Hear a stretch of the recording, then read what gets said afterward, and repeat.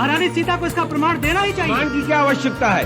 महर्षि वाल्मीकि जैसे त्रिकालदर्शी ने जो लिख दिया है वही अपनी परीक्षा से बड़ा प्रमाण क्या हो सकता है? और वो ये प्रमाण परंतु वो अयोध्या वासियों ने देवी सीता को स्वयं आकर अपनी शुद्धता का प्रमाण तो देना। एक बार प्रजा के सामने आकर अपने मुंह से जो कह देगी हम मान लेंगे।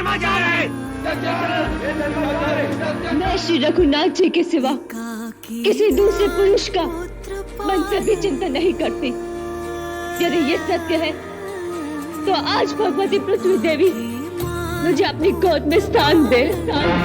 भगवान श्री राम को छोड़कर मैं किसी दूसरे पुरुष को नहीं जानती।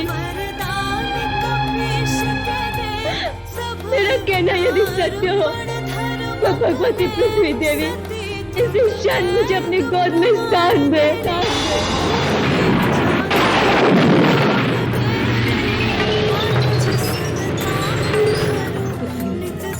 अब चलो यहाँ से, ये संसार तुम्हारे योग्य नहीं है। चलो।